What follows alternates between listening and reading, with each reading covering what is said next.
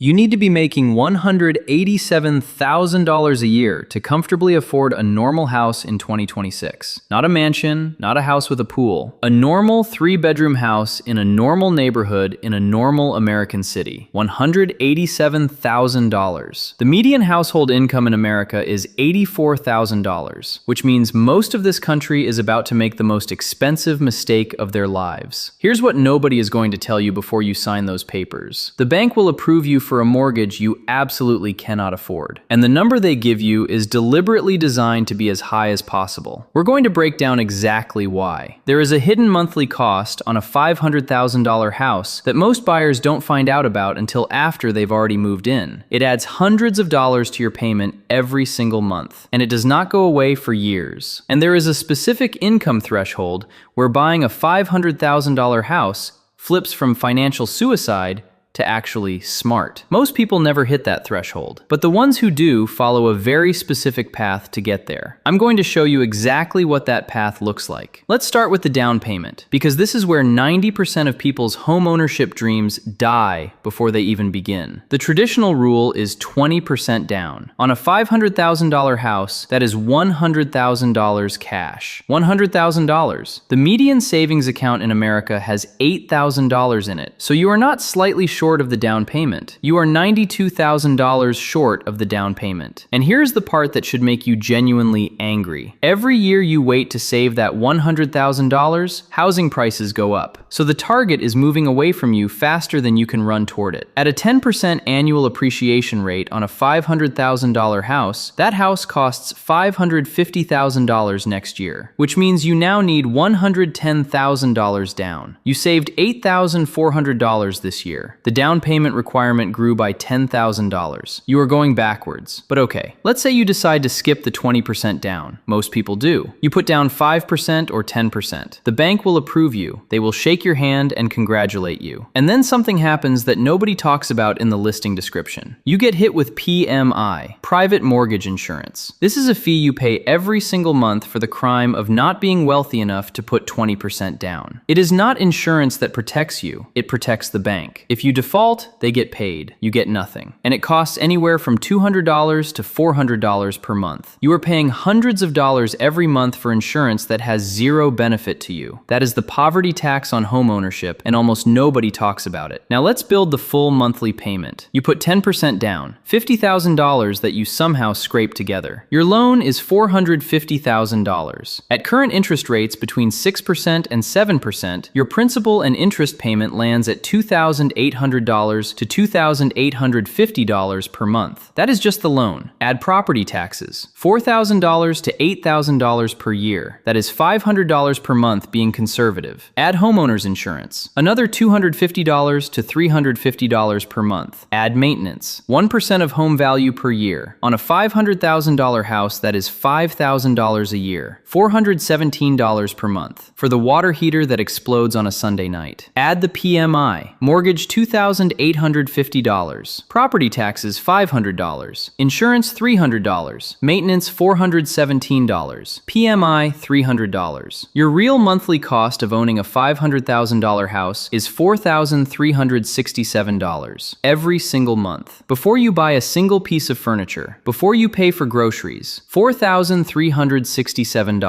The 28% rule says you should not spend more than 28% of your gross monthly income on housing. If you are spending $4,367, and that is 28% of your income, you need to be making $187,000 per year. Only 10 to 20% of American households make that, which means 80 to 90% of this country cannot comfortably afford a $500,000 house. This is not an opinion. This is arithmetic. If nobody has ever laid this math out for you like this before, hit subscribe right now, because what I'm about to show you is the part that breaks people. The part about what actually happens after you buy the house anyway. Meet the Johnsons. 2 working professionals, combined income $160,000 per year. After taxes, they take home $9,500 per month. Subtract the $4,367 housing payment. They have $5,133 left. 2 car payments, $800. Insurance, $250. Gas, $300. Student loans, $600. Health insurance, $400. Groceries, $800. Utilities, $450. That is $3,600 gone. They have $1,533 left. No clothing, no entertainment, no savings, no emergency fund, no retirement. $1,533 for the entire rest of their lives. This household is spending 46% of their take-home pay on housing, nearly half. And they are one car repair away from credit card debt, one job loss away from missing a mortgage payment. Here is the counterintuitive thing I need you to hear. Renting is not throwing money away. Being house poor is throwing money away. When you rent, you pay for a place to live. When you are house poor, you pay for a place to live plus $300 a month to a bank through PMI plus every repair cost, plus you cannot save, plus you cannot invest. The renter who takes the difference between what they would have spent on a mortgage and what they actually spend on rent and invests it every month builds more wealth over 10 years in many scenarios than the house poor homeowner does. The financial industry does not want you to know that. The bank makes money on your 30-year mortgage. The real estate agent makes money on the sale price. Nobody in that chain makes money when you say no thanks. The math does not work for me. The people who end up genuinely wealthy from real estate are not the ones who bought as soon as they possibly could. They are the ones who waited until the math actually worked. They went in with 20% down, a payment that was genuinely comfortable, and a financial cushion that meant no single expense could destroy their stability. So what does the math need to look like? Household income of at least $150,000 to $187,000. $100,000 for a full 20% down payment. A fully funded 3 to 6 month emergency fund on top of that. Total monthly debt payments under 36% of gross income. And genuinely stable income. Not betting on a raise. Not planning weekend freelance work.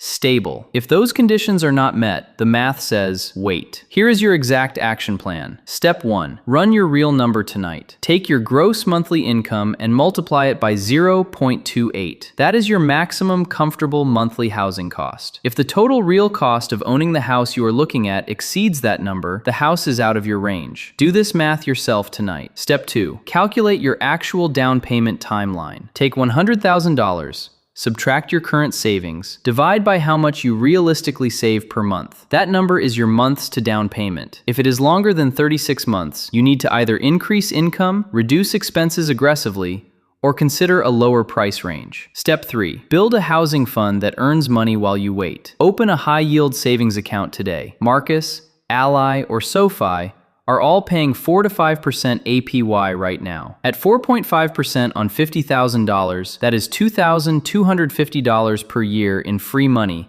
just for putting your savings in the right place. Step 4. Reframe renting as investing. Calculate the difference between what renting costs you and what owning would cost you. Invest that difference every month into a total market index fund. At 8% annual returns over 5 years, $2,567 per month grows to over $185,000. You now have your down payment. Step 5. Set your actual target income number before you buy. $150,000 minimum. $187,000 ideally. Write it down. Make it a career goal. Every income growth decision flows from that number. When you hit it with the down payment and the emergency fund, then and only then does the math say buy. If this changed how you think about housing, subscribe right now, because the next video will show you exactly what the math looks like at $300,000 and $400,000, and what income you actually need at each price point. It is the video your real estate agent does not want you to watch. Let's close every loop. The bank approves you for a mortgage you cannot afford, because approval is based on debt-to-income ratio, not quality of life. They calculate whether you can make the payment. They do not calculate whether you can also eat, save, invest, handle emergencies, and maintain your mental health. The hidden monthly cost is PMI. $200 to $400 per month paid to the bank. Protecting the bank, giving you nothing. Does not go away until you have paid down 20% equity, which can take 7 to 10 years. The income threshold, where $500,000 flips from financial suicide to actually smart, is $150,000 to $187,000 household income with 20% down and a full emergency fund intact. Below that, the math punishes you. Above it, with the right preparation, the math works. The question I want you thinking about until next video: what if the house you are looking at is $300,000 or $400,000? Because the threshold where buying becomes smart is not where most people think it is. That is the next video. I'm Max. This is the money stuff they never taught you.